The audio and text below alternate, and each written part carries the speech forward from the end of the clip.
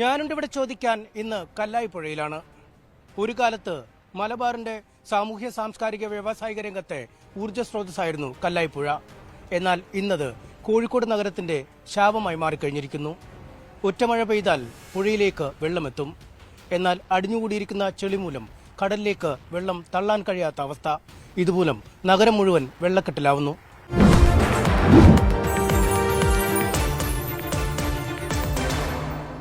കല്ലായിപ്പുഴയുടെ ഇപ്പോഴത്തെ ഒരു അവസ്ഥ എന്താണ് നാട്ടുകാരുടെ ആവശ്യമായി ഇപ്പോൾ മുന്നോട്ട് വന്നിരിക്കുന്നത്? നമുക്കറിയാം, ഒരൊറ്റ മഴയിൽ നഗരം മുഴുവൻ വെള്ളക്കെട്ടാണ്. ഇതിന്റെ കാരണം നമ്മൾ അന്വേഷിച്ചു പോകുമ്പോൾ ഏറ്റവും പ്രധാന കാരണമായിട്ട് നമുക്ക് പറയാവുന്നത് കല്ലായിപ്പുഴയുടെ ചളി നീക്കം ചെയ്യുന്ന പ്രവൃത്തി സമയബന്ധിതമായി ചെയ്യാതെ അനന്തമായി നീണ്ടുപോകുന്നതാണ്. പതിറ്റാണ്ടുകളായിട്ടുള്ള ഇവിടുത്തെ ജനങ്ങളുടെ ആവശ്യമാണ്. ഇവിടുത്തെ കൗൺസിലർ നേരത്തെ ഞങ്ങളെ പരിപാടിയിൽ സംബന്ധിച്ചിരുന്നു. അവർ പറഞ്ഞിരുന്നു, രാത്രി ഈ പരിസര പ്രദേശത്തുള്ള ആളുകൾക്ക് സ്വൈര്യമായിട്ടൊന്നും ഉറങ്ങാൻ പോലും സാധിക്കില്ല. കാരണം ഏത് സമയമാണ് അവരുടെ വീടുകളിലേക്ക് വെള്ളം കയറുക എന്നുള്ള ഭീതിയിലാണ് അവർ നിൽക്കുന്നത്. അപ്പൊ ഈ ജനങ്ങളോട് ഉള്ള ഏറ്റവും വലിയ വഞ്ചനയാണ് ഈ പദ്ധതിക്ക് നേരെ ഇങ്ങനെ കണ്ണുമടച്ച് നിൽക്കുന്ന ഒരു ഭരണസമിതി. ഞങ്ങൾ മനസ്സിലാക്കുന്നിടത്തോളം 4.5 കോടി രൂപയ്ക്ക് റിവർ മാനേജ്മെന്റ് ഫണ്ട് ഉപയോഗിച്ച് ചെയ്യാവുന്ന ഒരു പ്രവൃത്തി ഇന്നിപ്പോൾ 13 കോടിയിലെത്തിയിരിക്കുക. നമ്മൾ ഗ്രീൻ ട്രൈബ്യൂണലിന്റെ അവരുടെ കണക്ക്, നാഷണൽ ഗ്രീൻ ട്രൈബ്യൂണലിന്റെ കണക്ക് പ്രകാരം ഇന്ത്യയിലെ ഏറ്റവും മലിനമായിട്ടുള്ള പുഴകളുടെ കൂട്ടത്തിൽ കല്ലായിപ്പുഴ പരാമർശിക്കുന്നുണ്ട്. പ്രയോറിറ്റി 5 എന്ന് പറഞ്ഞാൽ ഇന്ത്യയിൽ മൊത്തമുള്ള ലിസ്റ്റിൽ. അപ്പൊ ഇതിനെ അത്രയും പ്രാധാന്യം, ദേശീയ പ്രാധാന്യത്തോടുകൂടി കല്ലായിപ്പുഴയുടെ ചരിത്ര പ്രാധാന്യം കൂടി കണക്കിലെടുത്ത് മുന്നോട്ട് പോകുന്ന അവസരത്തിൽ സംസ്ഥാന സർക്കാരും അതുപോലെ തദ്ദേശ സ്ഥാപനവും എന്ത് നിലപാടാണ് ഈ കാര്യത്തിൽ എടുക്കുന്നതിനുള്ള ദൃഷ്ടാന്താണ് ഈ പദ്ധതി ഇങ്ങനെ അനന്തമായിട്ട് നീണ്ടുപോകുന്നത്. അപ്പൊ ഞാൻ മനസ്സിലാക്കുന്നിടത്തോളം ഇവർ പറയാറുണ്ട്, പദ്ധതികളൊക്കെ സർക്കാരിന്റെ അനുമതി നേടിയെടുക്കുന്നതിന് എളുപ്പമാണ്. കാരണം ഇടതുപക്ഷം എല്ലാം ശരിയാക്കുന്ന പക്ഷം തന്നെയാണ് ഇവിടെയും ഭരിക്കുന്നത്, സംസ്ഥാനത്തും ഭരിക്കുന്നത്. അപ്പൊ ഈ ഇടതുപക്ഷത്തിന്റെ നേതൃത്വത്തിലുള്ള ഭരണസമിതിക്ക് എന്തുകൊണ്ട് സംസ്ഥാന സർക്കാരിനോട് അനുകൂലമായിട്ടുള്ള തീരുമാനം എടുപ്പിക്കാൻ സാധിക്കുന്നില്ല? ഇപ്പൊ ഫണ്ട് റെഡിയാണ്, നമുക്ക് വേണ്ടത് സർക്കാർ അനുമതിയാണ്. അതെന്തുകൊണ്ടാണ്? അപ്പൊ ഈ കാര്യത്തിൽ ഒരു ആത്മാർത്ഥത ഇല്ലായ്മ ഭരണസമിതിക്ക് ഉണ്ട് എന്ന് ഞങ്ങൾ വിശ്വസിക്കുന്നു. അതുകൊണ്ട് തന്നെ ഞങ്ങളുടെ സമരത്തിന്റെ ഒരു ആഹ്വാന സമരമായിട്ടാണ് ഇന്നത്തെ ധർണയെ ഞങ്ങൾ മുന്നോട്ട് കൊണ്ടുപോകുന്നത്. അപ്പൊ ഈ സമരം ഒരു സൂചനയാണ്. ഞങ്ങൾ അടുത്ത ദിവസം സെക്രട്ടേറിയറ്റിന്റെ മുൻപിൽ ഞങ്ങൾ പ്രതിപക്ഷ കൗൺസിലർമാർ ഒരുപാട് കാര്യങ്ങൾ സംസ്ഥാന സർക്കാരിൽ നിന്ന് നേടിയെടുക്കാനുണ്ട്. 170 കോടിയോളം രൂപ തദ്ദേശ സ്ഥാപനം എന്നുള്ള രീതിയിൽ നഗരസഭയ്ക്ക് ലഭിക്കാനുണ്ട്. മാത്രമല്ല ലയൺസ് ക്ലബ്ബ്, പാർക്കിംഗ് പ്ലാസ, ഇങ്ങനെ ഒട്ടനവധി പദ്ധതികൾ വെറുതെ ഫയലിൽ കിടന്നുറങ്ങുകയാണ് സർക്കാർ അനുമതി ഇല്ലാത്തതുകൊണ്ട്. മാത്രമല്ല നമ്മുടെ പരസ്യ നികുതിയുടെ ഒരു ബൈലോ സർക്കാരിന്റെ അനുമതി തേടിക്കിടക്കുന്നുണ്ട്. അങ്ങനെ ഒരുപാട് പദ്ധതികൾ. അപ്പൊ അത് അവർക്ക് നേടിയെടുക്കാൻ പറ്റില്ലെങ്കിൽ പ്രതിപക്ഷം എന്നുള്ള രീതിയിൽ ഞങ്ങളൊന്ന് പോയി ഞങ്ങൾ ബന്ധപ്പെട്ട തദ്ദേശ വകുപ്പ് മന്ത്രിയെയും അതുപോലെ തന്നെ ധനകാര്യ വകുപ്പ് മന്ത്രിയെയും ഒക്കെ നേരിക്കണ്ട് ഞങ്ങളുടെ പരാതികൾ അവരുടെ മുന്നിൽ ബോധ്യപ്പെടുത്തുകയും ഞങ്ങൾ അവിടെ പ്രതീകാത്മകമായിട്ട് ഞങ്ങളുടെ ഈ ഇവിടെയുള്ള കോഴിക്കോട് നഗരസഭയിലെ മൊത്തം ജനങ്ങൾക്ക് വേണ്ടി അവിടെ ഞങ്ങളുടെ പ്രതിഷേധം അറിയിക്കുകയും ചെയ്യുമെന്നാണ് എനിക്ക് പറയാനുള്ളത്. മഴ പെയ്യുമ്പോൾ ഈ ഒഴുകി വരേണ്ടത് പുഴയിലേക്കാണ്. പക്ഷെ പുഴ ഇപ്പോൾ ഏതാണ്ട് കരക്ക് സമാനമായി വന്നിരിക്കുന്നു. എല്ലാ മേഖലയിലും ഇതുപോലെ ചെടി, എല്ലാ മേഖലയിലും ഇതുപോലെയാണ്. നമ്മൾ പരിശോധിക്കുകയാണെങ്കിൽ വലിയ രീതിയിൽ കച്ചവട സ്ഥാപനങ്ങളും അതുമല്ല സ്വകാര്യ വ്യക്തികളും ഒക്കെ ആയിട്ടുള്ള എൻക്രോച്ച്മെന്റ് നമുക്ക് കാണാൻ സാധിക്കും. ഈ എൻക്രോച്ച്മെന്റിനെതിരെ നടപടിയെടുക്കണമെന്ന് പറഞ്ഞ് കോടതിയുടെ ഡയറക്ഷൻ ഉണ്ട് നഗരസഭയ്ക്ക്.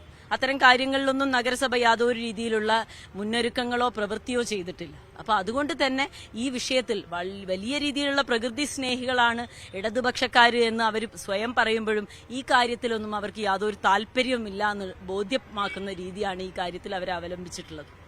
ഈ ജനങ്ങളുടെ ജീവിതത്തെ ഇത് എങ്ങനെയാണ് ബാധിക്കുന്നത്? ഈ പുഴ ഇത്രമാത്രം മലിനമായി കിടക്കുന്നു, പുഴയിലേക്ക് വെള്ളം വരാത്ത അവസ്ഥ. പെട്ടെന്നൊരു മഴ പെയ്താൽ തന്നെ പുഴയിലും വെള്ളപ്പൊക്കമായിരിക്കും അല്ലേ?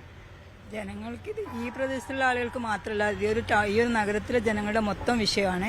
ഈ ഒരു പുഴയിലെ വെള്ളം, ഈ ഒരു മണ്ണ് ചെളിയും നീക്കിയെങ്കിൽ മാത്രമേ ഈ നഗരത്തിന്റെ പ്രശ്നങ്ങൾ തീരുള്ളൂ. ഇവിടെയുള്ള ആളുകളുടെ പ്രശ്നം എന്ന് പറഞ്ഞാൽ ഇവിടെ ഇതിന്റെ ഓരത്ത് താമസിക്കുന്ന ആളുകളുടെ വീട്ടിലേക്ക് വെള്ളം കയറി. നേരത്തെ കൗൺസിലർ പറഞ്ഞല്ലോ, അവരുടെ വീട്ടിൽ നിന്ന് രാത്രിയൊക്കെ വിളികൾ വരുന്നു. അതാണ് ഇവിടുത്തെ നാട്ടുകാരുടെ പ്രശ്നം. ജനങ്ങൾക്ക് മൊത്തം ഈ ഒരു നഗരത്തിലെ മൊത്തം ജനങ്ങളുടെ പ്രശ്നമാണ്. വെള്ളമാണ് എല്ലായിടത്തും ഇപ്പം അല്ലെ. പണ്ടത്ര ഈ കനാലുകളിൽ കൂടെയൊക്കെ വെള്ളം ഒഴുകി പോയിക്കൊണ്ടിരുന്നതാണ്. പക്ഷെ അത് ഒഴുകിയാലും എത്തിച്ചേരാൻ ഇടമില്ല ഇല്ലാത്തതുകൊണ്ടാണ് ഈ ഒരു ഒരൊറ്റ മഴയ്ക്ക് കോഴിക്കോട് നഗരം വെള്ളത്തിലായ ഒരു സ്ഥിതിവിശേഷമാണല്ലോ ഈ ഒരു വർഷവും ഇതിന് മുന്നത്തെ വർഷമൊക്കെ ഉണ്ടായത്. ഈ ഒരു വേനൽ മഴ വരെ നമ്മുടെ നഗരത്തെ ഇത്ര ബാധിക്കുന്നുണ്ടെങ്കിൽ അതിന്റെ ഒരു പ്രധാന കാരണം ഈ ഒരു പ്രശ്നമാണ്. എങ്ങനെയാണ് ഈ ഒരു പ്രശ്നം എത്ര പ്രാധാന്യമുണ്ട് ഇത് പരിഹരിക്കപ്പെടുന്നത്? ഇത് സാധാരണ ജനങ്ങളെ ദുരിതത്തിലാഴ്ത്തുന്ന ഒരു മഴയ്ക്ക് തന്നെ വെള്ളം പൊന്തി നിൽക്കുന്ന ഒരവസ്ഥയുള്ളത്. ഇതുമായിട്ട് ബന്ധപ്പെട്ട് എനിക്ക് പറയാനുള്ളത്, മഞ്ചക്കത്തോടിലെ വെള്ളം ഈ കനോലി കനാലിലേക്കാണ് വരുന്നത്, ഈ പിന്നെ കല്ലായി പുഴയിലേക്കാണ് വരുന്നത്. കല്ലായി പുഴയിൽ നിന്നാണ് പിന്നെ നമ്മൾ ഓരോ പുഴകളിലേക്ക് എത്തുന്നത്. അപ്പോൾ ശരിക്കും പറയുകയാണെങ്കിൽ ഈ പിന്നെ കല്ലായി പുഴ ചെളി നീക്കി ആഴം കൂട്ടിയാൽ മാത്രമേ ഉള്ളൂ ഞങ്ങളെ ഭാഗത്തുള്ള മഞ്ചക്കത്തോട്ടിലെ വെള്ളം ഈ കല്ലായി പുഴയിലേക്ക് എത്തുള്ളൂ. അതുകൊണ്ടാണ് എല്ലാ പ്രദേശങ്ങളും ഒരൊറ്റ മഴയ്ക്ക് തന്നെ വെള്ളത്തിലായി പോകുന്നത്. സാധാരണ ജനങ്ങളെ ദുരിതത്തിലാഴ്ത്തുന്ന ഈ ഒരു പ്രവൃത്തിക്കെതിരെ കോഴിക്കോട് കോർപ്പറേഷൻ എന്തുകൊണ്ട് നടപടി എടുക്കുന്നില്ല എന്നുള്ളൊരു ചോദ്യമാണ് ഞങ്ങൾക്ക് ചോദിക്കാനുള്ളത്. ഞങ്ങൾക്ക് കൌൺസിലർമാർക്ക് സമാധാനത്തിൽ ഉറങ്ങാൻ കഴിയുന്നില്ല. കാരണം എന്താ വെച്ചാൽ രാത്രി എപ്പോഴാണ് വിളി വരുന്നതെന്ന് അറിയില്ല. പ്രദേശങ്ങളിൽ എത്തിപ്പെടേണ്ട ഒരവസ്ഥ. മുട്ടറ്റം വെള്ളത്തിലാണ്. കൂളിത്തറ, കുളമ്പടന്ന പ്രദേശങ്ങളിൽ, കൊമ്മേരി, മാങ്കാവ്, ആ പ്രദേശങ്ങളൊക്കെ വെള്ളത്തിലാണ് ഒരു മഴ പെയ്ത. അതിന്റെയൊക്കെ പ്രധാന കാരണം ഈ കല്ലായി പുഴയിലെ ചെളി നീക്കാത്തതാണ്. ഇത് ഈ ചെളി നീക്കിയാൽ തന്നെ വലിയൊരു ഒഴുക്ക് കുറച്ചുകൂടെ സുഗമമാകും. തീർച്ചയായിട്ടും ചെളി കംപ്ലീറ്റ് മാറ്റിയാൽ മാത്രമേ ഉള്ളൂ മറ്റു പുഴകളിൽ നിന്ന് വെള്ളവും കൂടി ഇത് വേണ്ടേ ഉൾക്കൊള്ളാന്. അപ്പോൾ എന്ത് ചെയ്യണം? നമുക്ക് ആദ്യം തന്നെ ഈ കല്ലായി പുഴയിലെ ചെളി നീക്കം ചെയ്തുകൊണ്ട് ഈ ഫണ്ട് എന്താണ് ഇവർ ഉപയോഗിക്കാത്തത്? ഇവരെന്തിനാ ആർക്ക് വേണ്ടി വെച്ചിരിക്കുക? ഇത് കുറെ കാലമായില്ലേ കോർപ്പറേഷൻ ഇവർ ഭരിക്കുന്നു.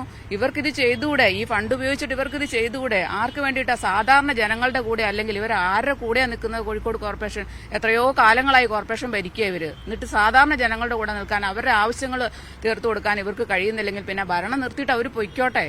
എന്തിനാണ് ഇങ്ങനെ ഒരു ഭരണോ?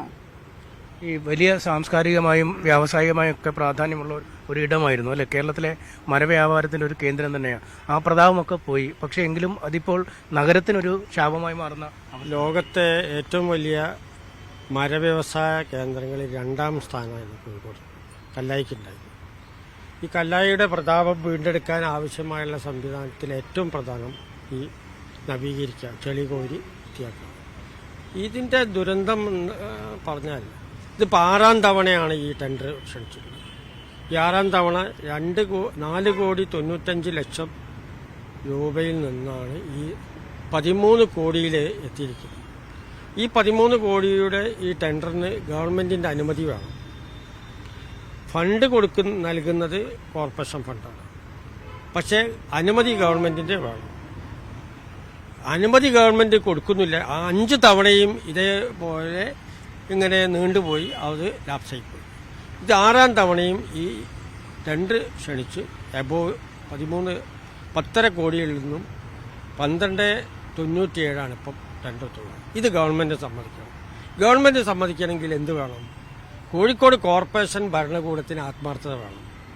ഇവിടെ കാണാത്ത ആത്മാർത്ഥത അതാണ്. കാരണം ഇവിടെ സർക്കാരിൽ പോയി അത് സമ്മർദ്ദം ചെലുത്തി വാങ്ങേണ്ട ഉത്തരവാദിത്തം മേയറും അതുപോലെ ഡെപ്യൂട്ടി മേയറും ഭരണസമിതിക്കാണ്. അവർ കാലങ്ങളായി അത് നിർവഹിക്കുന്നില്ല. തിരുവനന്തപുരത്ത് പല ആവശ്യങ്ങൾക്കും ഇപ്പം നമ്മുടെ മേയർ പോർച്ചുഗീസിലേക്ക് പോകാൻ പോവാം. ഇന്നിപ്പോൾ ഹൈദരാബാദിലെത്തി. കഴിഞ്ഞ ദിവസം സെക്രട്ടറി മറ്റൊക്കെ ഡൽഹിയിലെത്തി. അങ്ങനെ വിവിധ സ്ഥലങ്ങളിലൊക്കെ പോകുന്നുണ്ട്, തിരുവനന്തപുരത്ത് പോകുന്നുണ്ട്. പക്ഷെ കോർപ്പറേഷന്റെ ആ മർമ്മപ്രധാനമായുള്ള കാതലായുള്ള ഈ നഗരവികസനത്തിന് ആവശ്യമായുള്ള ഇതുപോലുള്ള പദ്ധതികൾ അംഗീകരിച്ച് വാങ്ങിയെടുക്കാൻ അവർ എന്തോ വിമുഖത കാണിക്കുന്നു. അപ്പം ഞങ്ങളുടെ ഒരു സംശയം, ആരോപണം, ഇത് ഗവൺമെന്റും കോർപ്പറേഷനും തമ്മിൽ ഒത്തുകളിക്കുകയാണ്. ആ ഒത്തുകളിയുടെ ദുരന്തം അനുഭവിക്കുന്നത് കോഴിക്കോട് നഗരവാസികളാണ്. നമുക്കറിയാം, ഇപ്പം മാവൂർ റോഡും പരിസരം മുഴുവനും ഒരു മഴ പെയ്താൽ വെള്ളത്തിലാണ്. ഇത് പതിറ്റാണ്ടുകളായി ഇതാണ് അനുഭവം. കനാലിലെ ഒഴുക്ക് മൗത്തിലാണ് ഇപ്പോൾ കല്ലായിപ്പുഴയിൽ വന്ന് ചേരുന്ന ഭാഗത്ത്. അതുമുതൽ മുഴുവൻ ഉറച്ച ചെളി കെട്ടി നിൽക്കാണ്. ആ ചളി നീക്കിയെങ്കിൽ മാത്രമേ ഈ അറബിക്കടലിലേക്ക് ഇത് ഒഴുകിപ്പോകുകയുള്ളൂ. ആ ഒഴുക്ക് സുഗമമാക്കാൻ ആവശ്യമായുള്ള സംവിധാനമാണ് ഇവിടെ വേണ്ടത്. അത് ഇല്ലാതെ പോകുന്നതിൻ്റെ ഫലമാണ് ഇപ്പോഴത്തെ. അതിൽ ഒരേ സമയം തന്നെ അനുമതി നൽകാത്ത സർക്കാരും അനുമതിക്ക് വേണ്ടി ഗവൺമെന്റിനെ സമീപിക്കാത്ത കോർപ്പറേഷനും ഉത്തരവാദികളാണ് എന്നാണ് ഞങ്ങളുടെ ആശങ്ക. അതുകൊണ്ടാണ് സമരത്തിന്റെ മുഖം ഞങ്ങൾ നിയമസഭാ സെക്രട്ടേറിയറ്റിന് മുമ്പിലേക്ക് തുറക്കുന്നത്. അവിടെ UDFന്റെ പ്രതിപക്ഷ നേതാവ് ഉൾപ്പെടെയുള്ള ആളുകളെ ബന്ധപ്പെട്ട് ഞങ്ങളവിടെ സമരം ചെയ്യും. അതിനെ തുടർന്ന് മുഖ്യമന്ത്രിയും തദ്ദേശ മന്ത്രിയും ധനകാര്യമന്ത്രിയും ഒക്കെ കണ്ട് അവരൊന്നും ഈ ഫണ്ട് തരണ്ടേയില്ല കോർപ്പറേഷന്റെ അടുത്ത്. കോർപ്പറേഷൻ മാത്രമല്ല, ഇപ്പോൾ അവിടെ പ്രതിപക്ഷ നേതാവ് ചൂണ്ടിക്കാണിച്ചതുപോലെ 170 കോടി ഉറുപ്പിക കോർപ്പറേഷൻ നൽകാനുണ്ട്. കോർപ്പറേഷൻ ഈ ജീവനക്കാരെ റിട്ടയർ ചെയ്തു പോയ ജീവനക്കാരുടെ പെൻഷനും അതിന്റെ മറ്റ് ആനുകൂല്യങ്ങളൊക്കെ കൊടുക്കേണ്ടത് ഗവൺമെന്റാണ്. പക്ഷെ ഗവൺമെന്റ് തൽക്കാലം കോർപ്പറേഷനോട് വിതരണം ചെയ്യാൻ പറയണം. അപ്പോൾ പ്രതിമാസം ഇവിടുന്നും റിട്ടയർ ചെയ്തു പോയ കേരളത്തിലെ ഇതിലൊരു ഓപ്ഷനുള്ള കേരളത്തിലെ എവിടുന്നും റിട്ടയർ ചെയ്തു പോയ ഉദ്യോഗസ്ഥർക്കും എവിടെയുള്ള ഓപ്റ്റ് ചെയ്യാം. കോഴിക്കോട് കോർപ്പറേഷനിലാണ് കൂടുതൽ ജീവനക്കാർ റിട്ടയർ ചെയ്തു പോയ വകയിൽ അങ്ങനെ ഗവൺമെന്റിന് വേണ്ടി കൊടുത്ത 170 കോടി രൂപ ഗവൺമെന്റ് തരാനുണ്ട്. ആ ഫണ്ട് ലഭ്യമായാൽ ഇവിടുത്തെ എല്ലാ പ്രശ്നങ്ങൾക്കും പരിഹാരം കാണും. ഏതാണ്ട് കരാറുകാർക്ക് 50 കോടി ഉറുപ്പിക നൽകാനുണ്ട്. അവരിപ്പം സമരത്തിലേക്ക് പോകണം. പിന്നെ ഇവിടുത്തെ വികസന പ്രവർത്തനങ്ങൾ മൊത്തം സ്തംഭിക്കും. ഇതിലൊക്കെ ഉത്തരവാദിത്തം ഒരു നിസ്സംഗതാ മനോഭാവത്തോടുകൂടി ഒരു ഭരണകൂടം ഈ നഗരത്തിന് ശാപമായി മാറിയിരിക്കുകയാണ്. ആ ദുരന്തത്തിൽ നിന്ന് കോഴിക്കോട് നഗരത്തെ മോചിപ്പിക്കണം. അതാണ് ഞങ്ങളുടെ UDFന്റെ ആത്യന്തികമായ ലക്ഷ്യം. അതിന് പരമാവധി വിശാലമായ രീതിയിൽ ഞങ്ങൾ ഈ സർക്കാരിനെ ഗവൺമെന്റ് ജനങ്ങളെ ഉയർത്തിക്കൊണ്ടുവരാൻ ബോധവൽക്കരിക്കാനുള്ള ശ്രമങ്ങളെ ഞങ്ങൾ ഈ പരമ്പരാഗതമായി തന്നെ വലിയ പ്രാധാന്യമുള്ളതാണ്. ഒരുപക്ഷെ ഈ പൈതൃക ടൂറിസം പോലുള്ള കാര്യങ്ങൾക്കും വലിയ സാധ്യതയുള്ള സ്ഥലമാണ് കല്ലായി. അത്തരമൊരു നീക്കവും ടൂറിസം മന്ത്രിയൊക്കെ ഇവിടുന്ന് തന്നെയുള്ള ആളാണ്. അദ്ദേഹം കോഴിക്കോട് ഒരുപാട് കാര്യങ്ങൾ ചെയ്യുന്നു പറയുന്നു. അങ്ങനത്തെ ഒരു സാധ്യതകൾ കൂടി ഈ കല്ലായിൽ ഉപയോഗിക്കാവുന്നതല്ലേ ഈ ചെളി നീക്കുന്നതിനൊപ്പം ഈ മേഖലകൾ കൂടി? ഞങ്ങൾ ഇപ്പോൾ നമുക്കറിയാം കോഴിക്കോട് നിന്ന് തന്നെ ടൂറിസം മന്ത്രിയും ഒക്കെ വരുന്ന അവസരത്തിൽ ഞങ്ങൾക്ക് വലിയ പ്രതീക്ഷയായിരുന്നു. കാരണം കഴിഞ്ഞ കൗൺസിലിൽ നിന്ന് വിഭിന്നമായിട്ട് ഇക്കുറിയെങ്കിലും കല്ലായിപ്പുഴയ്ക്ക് ഒരു ശാപമോക്ഷം ഉണ്ടാകുമെന്ന് ഞങ്ങൾ കരുതി. പക്ഷെ അവരുടെയൊക്കെ പ്രയോറിറ്റി ഇതൊന്നുമല്ല. ഇവരൊക്കെ പല യാത്രകളും നടത്തുന്നുണ്ട്. ആ യാത്രയുടെ വിശദാംശങ്ങളിലേക്കൊന്നും ഞാൻ കടക്കുന്നില്ല. ഞങ്ങളുടെ ഭരണസമിതിയും പല യാത്രകളും നടത്തുന്നുണ്ട്. ഞങ്ങൾ പറയുന്നത് ആലിനാദാപുരത്ത് പോയ മാതിരിയുള്ള യാത്രകളാണ് ഇവർ നടത്തുന്നത്. ഞങ്ങളുടെ ആവശ്യങ്ങൾ മുൻനിർത്തി ഞങ്ങൾ തിരുവനന്തപുരത്ത് പോയി ബന്ധപ്പെട്ട അധികാരികളെ കാണാൻ ഉദ്ദേശിക്കുന്നത് ജനങ്ങൾക്ക് വേണ്ടിയാണ്. അത് ജനങ്ങൾക്ക് ബോധ്യമാകണം. കാരണം ഇത് സാധിച്ചെടുക്കുക എന്നുള്ളത് ജനങ്ങളുടെ ആവശ്യം സാധിച്ചെടുക്കുന്നതിന് വേണ്ടിയിട്ടാണ് ഓരോ ജനപ്രതിനിധിയും സത്യപ്രതിജ്ഞ ചെയ്യുന്നത്. സത്യപ്രതിജ്ഞാ ലംഘനം തന്നെയാണ് ഈ ഒരു ഫണ്ട് വെച്ച് വർഷങ്ങളായി ഈ പദ്ധതി ഇങ്ങനെ എവിടെയില്ലാതെ മുന്നോട്ട് കൊണ്ടുപോകുന്ന ഈ ഒരു ഭരണസമിതി സത്യപ്രതിജ്ഞാ ലംഘനം തന്നെയാണ് നടത്തുന്നത്. എനിക്ക് പറയാനുള്ളത്, ഇവിടെ ഇപ്പോൾ അഭ്യസ്തവിദ്യരായിട്ടുള്ള ഒരുപാട് ജനപ്രതിനിധികൾ ഭരണസമിതിയിലുണ്ട്. അപ്പോൾ ഇവർക്ക് അറിവും വിവരവും ഒന്നും ഇല്ലാഞ്ഞിട്ടല്ല, ഈ കാര്യത്തിനോട് യാതൊരു ആത്മാർത്ഥതയില്ലാത്തതുകൊണ്ട്. അപ്പം ഞങ്ങൾ പറയുന്നത് ജനങ്ങളെ ഉയർത്തിപ്പിടിച്ച് ജനങ്ങളെ കൂട്ടുപിടിച്ച് വലിയ രീതിയിലുള്ള സമരങ്ങളിലേക്ക് ഞങ്ങൾ മുന്നോട്ട് പോകുന്നുള്ള ഒരു സൂചനാ സമരമായിട്ടാണ് ഞങ്ങൾ ഈ ധർണയെ കാണുന്നത്.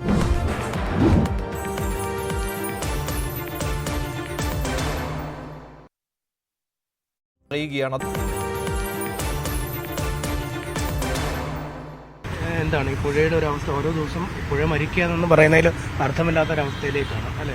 ഇതൊരു കാരണം എന്താണെന്ന് പറയാം. എൻ്റെ വാർഡാണ് ഇപ്പോൾ മാവൂർ റോഡ് ഒരു മഴ പെയ്ത് കഴിഞ്ഞാൽ ഭയങ്കര വെള്ളക്കെട്ടാണ്.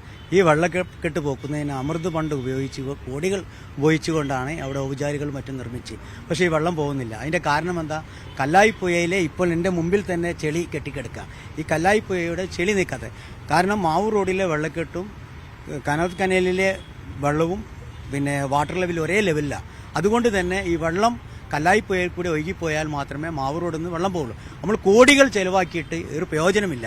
പക്ഷെ കല്ലായിപ്പുഴയുടെ ചെളി നീക്കം ചെയ്യാതെ ഈ പ്രശ്നത്തിന് ഒരു പരിഹാരം കാണില്ല. ഈ കല്ലായിപ്പുഴയിൽ അഴിമുഖത്താണ് ഈ ചെളി ഇനി കെട്ടിക്കിടക്കാൻ പോകുന്നത്. കെട്ടിക്കിടന്നു കഴിഞ്ഞാൽ നഗരം വെള്ളപ്പൊക്കത്തിലാവും.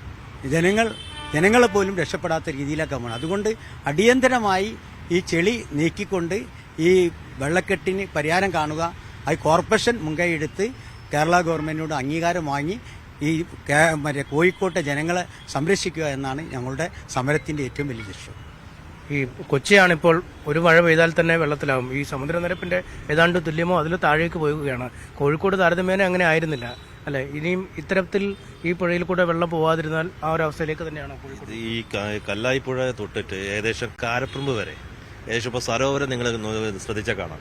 സരോവരത്ത് ഒരു മഴ പെയ്ത് കഴിഞ്ഞാൽ റോഡിന് ലെവലായിട്ടാണ് വെള്ളം നിൽക്കുക.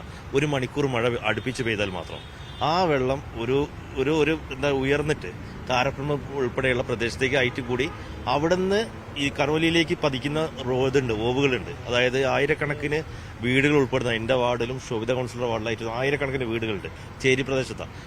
ഇതിന്റെ ദുരിതം അനുഭവിക്കുന്നത് എങ്ങനെയാണെന്ന് വെച്ചാൽ ഈ വെള്ളം കനോലി കനാലിലേക്ക് ചാടൂല. അതായത് ഒരേ ലെവലിൽ നിൽക്കുക. അതായത് ആ വയൽ പ്രദേശവും ഈ കനോലി കനാലിന്റെയും മഴ പെയ്ത് കഴിഞ്ഞാൽ വെള്ളം ഒരേ ലെവലിൽ വരും. ഇതുകൊണ്ട് വെള്ളം എടുക്കുക മാത്രമല്ല അവിടേക്ക് കൂടുതൽ നിൽക്കും. അപ്പോൾ ഈ ഒരു വിഷയം വരുന്ന സമയത്ത് ആളുകൾക്ക് പല രീതിയിലുള്ള ബുദ്ധിമുട്ടുകൾ ഉണ്ടാവും. വയസ്സായ ആളുകളുണ്ടാവുക, ചികിത്സ, മഞ്ഞപ്പിത്തം ഉൾപ്പെടെയുള്ള രോഗങ്ങൾ വരെ പകരുന്നുണ്ട്. ഇപ്പോൾ പല ഏരിയയിലും ഉണ്ട് ഓരോ സ്ഥലം, ഡെങ്കിപ്പനികൾ. അങ്ങനെ ഇത് ഒരു ശാശ്വതമായ പരിഹാരം വേണമെങ്കിൽ ട്രെഞ്ചിങ്, ഇത് ആഴം കൂട്ടണം. അതായത് ഇപ്പോൾ പുഴകളിൽ മണൽ നിറഞ്ഞിട്ടാണ് വെള്ളക്കെട്ട് എന്നുള്ളതെന്നൊരു നിരീക്ഷണം വരുന്നുണ്ട്. അത് ഇവിടെ ചളി നിറഞ്ഞിട്ടാണ്. ആ ചളി നീക്കം ചെയ്യാൻ വേണ്ടി ഇവിടെ തൊട്ട് എരഞ്ഞിക്കൽ തൊട്ട് കല്ലായി പുഴ വരെ, അതായത് ചളി നീക്കം ചെയ്താൽ മാത്രമേ ഉള്ളൂ. കോഴിക്കോട് നഗരം മാത്രമല്ല, ഇതിന് ചുറ്റുപാട് കോഴിക്കോട് നഗരത്തിൽ മാവൂർ റോഡ് ഏകദേശം സരോവരത്തിന്റെ ലെവലാണ്. സരോവരത്തിനേക്കാൾ താണിട്ടാണ് വരുന്നത് ശരിക്കും ഏകദേശം വാട്ടർ ലെവൽ പ്രകാരം. പക്ഷെ അത് കാരപ്പുറം എത്തി, ഏകദേശം കാരപ്പുറം എരഞ്ഞിപ്പാലം വരെ ആ ലെവലിലെത്തി.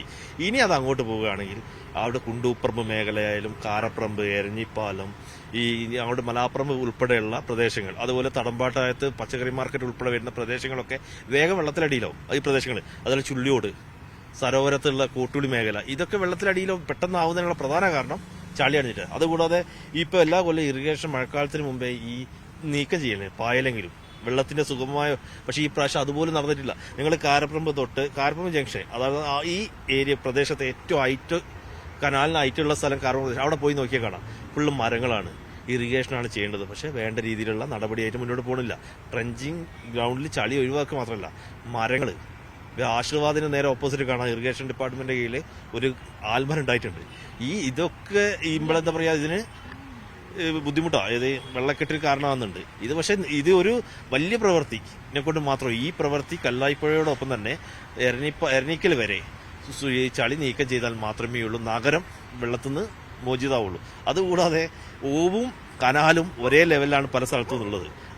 അത് എന്താ വെച്ചാൽ സ്വാഭാവികമായിട്ട് ആ ഭൂപ്രകൃതി അനുസരിച്ച് അങ്ങനെയാണ് വരിക. അത് ഒന്ന് അത് വരണമെങ്കിൽ അത് ചളി നീക്കം ചെയ്താൽ മാത്രമേ സാധിക്കുകയുള്ളൂ. ഇതിപ്പോൾ വെള്ളം ഏതാണ്ട് മലിനമായ അവസ്ഥയിൽ തന്നെയാണ്. വെള്ളം മലിനമാണ്. കാരണം എന്താ വെച്ചാൽ ആയിരക്കണക്കിന് സ്ഥാപനങ്ങൾ, ആയിരക്കണക്കിന് ജനങ്ങൾ, സിറ്റി വർദ്ധിച്ചു വരും. അതിനനുസരിച്ചുള്ള വേസ്റ്റേജിന്റെ സൗകര്യക്കുറവ് പല രീതിയിലും ഇവിടെ ഉണ്ട്, കോഴിക്കോട് നഗരത്തിലുണ്ട്. അത് പിന്നെ പരിഹരിക്കേണ്ടതാണ്. കാരണം വെള്ളത്തിന്റെ കാരണം ഇത് പരിശോധിക്കാതെ ആവശ്യം തന്നെ മുമ്പ് തന്നെ ആളുകൾ പറയും മോശം വെള്ളമെന്ന് പറയും. ഇറങ്ങാൻ വരെ പറ്റില്ല. ഇറങ്ങുന്ന തൊഴിലാളികൾക്ക് പോലും എന്താ പറയുക, ഒരു പരിശോധന മാസത്തിൽ നടത്തണം എന്നുള്ള ഒരു അഭിപ്രായം കൂടി ഇതിലുണ്ട്. ഈ കയ്യേറ്റങ്ങളും വലിയ തോതിൽ ഉണ്ടല്ലേ, അത് ഒഴിപ്പിക്കാനുള്ള ഒരു നീക്കവും ഉണ്ടാവുന്നില്ലേ? കയ്യേറ്റങ്ങൾ ഒഴിപ്പിക്കാൻ ആവശ്യമായുള്ള ക്രമീകരണങ്ങൾ, ആളുകൾ ശബ്ദമുയർത്തുമ്പോൾ റവന്യൂ അധികൃതർ വന്ന് കുറെ കയ്യേറ്റങ്ങൾ ഒഴിപ്പിക്കും. അത് കഴിഞ്ഞാൽ വീണ്ടും പഴയ രീതിയിൽ തന്നെ ആവും. അതിനൊന്നും ഒരു ശാശ്വത പരിഹാരം ഇല്ല. ഇവിടെ റവന്യൂ ഉദ്യോഗസ്ഥന്മാർ സർവേ ചെയ്ത് സർവേ കല്ല് വരെ നാട്ടിയതാണ്. പക്ഷെ ഇപ്പൊ കല്ല് തന്നെ കാണുന്നില്ല. അത് വലിയൊരു ബൃഹത്തായ ഒരു വിഷയമാണ്.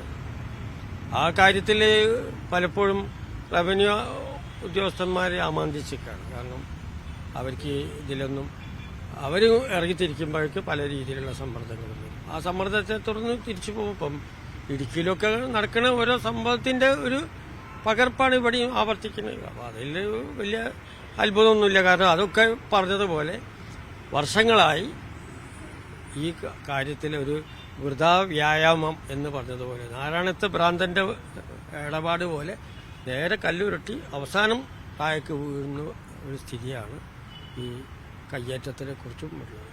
ഈ പാട്ടിലൊക്കെ പറയുന്ന പോലെ കല്ലായിപ്പുഴയെ പറ്റി അത്ര ഒരു സുന്ദരമായ കാലമല്ല അല്ലേ? അല്ല, ഞാൻ ഈ 59-ാം വാർഡിന്റെ കൺവീനറാണ്. ഇത് 50-ാം വാർഡിന്റെ അതിർത്തിയാണ് ഈ പുഴ. മൊത്തത്തിൽ രാത്രി മഴ പെയ്ത് കഴിഞ്ഞാൽ ഈ കൺവീനർക്കും കൗൺസിലർമാർക്കും ഉറങ്ങാൻ പറ്റാത്തൊരു സിസ്റ്റമാണ് ഇവിടെ ഉള്ളത്. മൊത്തത്തിൽ ജനങ്ങളെ വീടുകളിലും മറ്റുമൊക്കെ വെള്ളം കയറിയിട്ട് വളരെ ബുദ്ധിമുട്ടാണ്. മിക്കവാറും എൻക്രോച്ച്മെന്റാണ് പുഴയുടെ ഭാഗത്ത്. അഴുക്കുചാലുകളൊക്കെ വരുന്നിടത്ത് പലവരും കയ്യേറി ഇതിലേക്ക് വെള്ളത്തില്ല. ഇനി വെള്ളം വന്നു കഴിഞ്ഞാലോ ഫുള്ള് ഭൂമി വീടുകളിൽ വെള്ളം കയറിയിട്ട് കുറച്ച് അങ്ങോട്ട് പോയി കഴിഞ്ഞാൽ ഒരു 10-50 മീറ്റർ പോയി കഴിഞ്ഞാൽ കനോലി കനാലും കല്ലായിപ്പുഴയും ചേർന്നൊരു മൗത്തുണ്ട്. അവിടെ ഒരു ശരിക്കും ഒരു ദ്വീപായിട്ട് മണ്ണടിഞ്ഞു കൂടി ഒരു ദ്വീപായിട്ട് രൂപപ്പെട്ടിട്ടുണ്ട്. ഇത് എന്താ വെച്ചാൽ നമ്മളെ ടൗണിൽ നിന്ന് കനോലി കനാലിൽ നിന്ന് ഇപ്പം രാജേഷ് പറഞ്ഞ മാതിരി അവിടുന്ന് വരുന്ന വെള്ളത്തിന്റെ ഫോഴ്സിനെ തടച്ചു നിർത്തി കല്ലായിപ്പുഴയിലെ കൂടി ചേരാനും സമ്മതിക്കില്ല. അത് നിങ്ങൾക്ക് പോയാൽ കാണാൻ ഒരു തുരുത്തന്നെ നമ്മളെ പഴയ ഒരു ഫോട്ടോഗ്രാഫർ മുസ്തഫന്റെ വീടിന്റെ ഒരു ജംഗ്ഷൻ ഉണ്ട് പോയാൽ ചേരുന്നത്. അവിടെ ഭയങ്കരമായിട്ടൊരു വലിയൊരു ദ്വീപുമാതിരി തന്നെ മണ്ണടഞ്ഞ് ഒരു കണ്ടൽക്കാടൊക്കെ അതിൽ പടർന്നിപ്പോൾ വലിയൊരു ദ്വീപാണത്. അങ്ങനെ ഈ കല്ലായിപ്പുഴ നശിച്ചും കൊണ്ടിരിക്കുകയാണ്. ഇതിൽ മണ്ണെടുക്കല്ലാതെ മറ്റൊരു അവിടെ മുതൽ മണ്ണ് നീക്കി തുടങ്ങണം. അതെ, അവിടെ ആ തുരുത്ത് ആദ്യം മാറ്റി കഴിഞ്ഞാൽ ഇതിന്റെ ഒഴുക്കന്നെ കൂടുതലാവും. ഇവിടെ 50 മീറ്റർ നമ്മൾ ഈ കല്ലായി പാലത്തിന്റെ തന്നെ ഇപ്പൊ ടൂറിസം മന്ത്രി എന്നൊക്കെ പറഞ്ഞ കുറെ പാലങ്ങൾക്ക് പെയിന്റ് അടിക്കുക, പാലത്തിന്റെ കൈവരി നന്നാക്കുക എന്നല്ലാതെ പാലത്തിന് അടിയിലുള്ള വെള്ളത്തിന്റെ ഒഴുക്കിനെ തീരെ ശ്രദ്ധിക്കുന്നില്ല. മന്ത്രി ആയാലും ആരായാലും എല്ലാ പാലങ്ങളും നിങ്ങൾ കണ്ടപ്പോൾ ഏത് പാലാച്ചാലും പെയിന്റ് അടിച്ച് കുറെ ലൈറ്റൊക്കെ വെച്ചിട്ട് ഇതാക്കുന്നല്ലാതെ ഒരു വെള്ളം ഒഴുകാനുള്ള സ്ഥിതി ചെയ്യുന്നില്ല. മുകളിൽ കൈവരി മാത്രം വാഹനം പോകാനോ സുഗമമല്ല. പൊതുവെ നമ്മളെ ബ്രിഡ്ജുകളൊന്നും വീതിയില്ല. പക്ഷെ അതിന് സൈഡൊക്കെ നല്ല പെയിന്റ് അടിച്ച് കുറച്ച് ലൈറ്റൊക്കെ ഫിറ്റ് ചെയ്ത് കുളൂസാക്കുന്നതല്ലാതെ വേറൊരു പണിയും നമ്മൾ ടൂറിസം മന്ത്രി ഇറിഗേഷൻ വകുപ്പ് ഒന്നും ചെയ്യും. അടിയിലെന്താണ് നടക്കുന്നത് നോക്കുന്നില്ല. അടിയിലൊന്നും നോക്കുന്നില്ല. അടിയിൽ വെള്ളം ഒഴുകുന്നുണ്ടോ, വെള്ളം എന്താവുന്നുണ്ടോ, വെള്ളം കയറുന്നുണ്ടോ എന്നില്ല. മോള് പെയിന്റ് അടിച്ച് നാട്ടുകാർ കാണുമ്പോൾ എല്ലാ ബ്രിഡ്ജും ഭയങ്കര പുരോഗതി എന്നുള്ള രീതിയിലാണ് ഇവിടുത്തെ ഗവൺമെന്റ് ചെയ്തുകൊണ്ടിരിക്കുന്നത്. ഇത് പക്ഷേ വൃത്തിയാക്കിയാൽ നല്ല ഭംഗിയായ സ്ഥലം കൂടെ അല്ലേ? ഭംഗിയായും കൊണ്ട് നമുക്ക് കൊണ്ടെടുക്കാൻ പറ്റും. നല്ല ബോട്ട് സർവീസും കാര്യങ്ങളും ഒക്കെ നടത്താൻ പറ്റും. ആദ്യകാലത്ത് ഞാനൊക്കെ ഇവിടെ വളർന്ന ആളാണ്. പല ബോട്ടുകളിലും പല സ്ഥലങ്ങളിൽ നിന്നും സാധനങ്ങളൊക്കെ വഞ്ചി വഴിയൊക്കെ വന്നിരുന്ന സ്ഥലങ്ങളവിടെ. പച്ചക്കറികളായിട്ടും പഴങ്ങളും എല്ലാ സാധനങ്ങളും ഇവിടെ തൊട്ടടുത്ത് പാതാറുണ്ട്. പാതാറിൽ പച്ചക്കറിയും വത്തക്ക എല്ലാ സാധനവും പുറമെന്ന് തോണി വഴിയായിരുന്നു വന്നുകൊണ്ടിരുന്നത്. ഒരു തോണി ഓടിക്കാൻ കഴിയില്ല, ആഴം കുറവാണ്. തോണിയോ ബോട്ടോ ചെറിയ ചെറിയ വഞ്ചികളൊന്നും ഓടിക്കാനില്ല. മറ്റേ തുരപ്പം കുത്തി വരിക എന്ന് പറയും. അങ്ങനെയൊക്കെ ഓടിക്കൊണ്ടിരുന്ന സ്ഥലമാണ്. അപ്പോൾ അതിനൊന്നും പറ്റാത്ത ഗതികളെല്ലാം ഒന്നും വരാൻ പറ്റില്ലല്ലേ? അടിയിൽ ചെറിയ മീൻ ചെറിയ ചെറിയ വെള്ളങ്ങളെ പോകണം. ഈ വലിപ്പം കൂടിയ വാഹനം പോയാൽ അടി ചിലപ്പം തട്ടിപ്പോകും. അത്ര ആഴക്കുറവാണ്. അപ്പം മഴ പെയ്താൽ പെട്ടെന്ന് അറിയാൻ വേറൊന്നും വേണ്ട. ഈ പുഴ വൃത്തിയാക്കിയല്ലാതെ മറ്റൊരു ഇതുമില്ല. രാജ്യത്തെ വീണ്ടെടുക്കേണ്ട പുഴകളുടെ പട്ടികയിൽ 5ാം സ്ഥാനത്താണ് കല്ലായിപ്പുഴയെ ദേശീയ ഹരിത ട്രൈബ്യൂണൽ അടയാളപ്പെടുത്തിയിരിക്കുന്നത്. വീണ്ടെടുപ്പിനുള്ള നടപടികൾ ആര് ചെയ്യും? ഈ ചോദ്യം മാത്രമാണ് ബാക്കി. ഞാനിവിടെ ചോദിക്കാൻ ഇവിടെ സമാപിക്കുന്നു.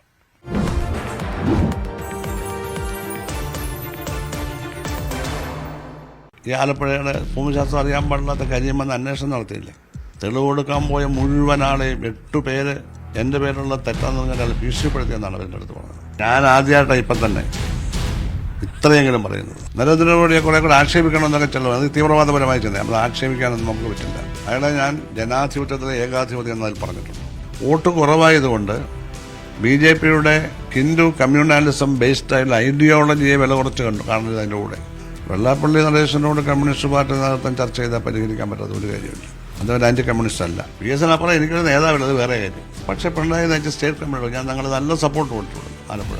അപ്പോൾ പഴയ പോലുള്ള അടുപ്പം ഏത് നിയമസില്ല, അടുപ്പമല്ല, മനസ്സുകൊണ്ടല്ല, ഇല്ല.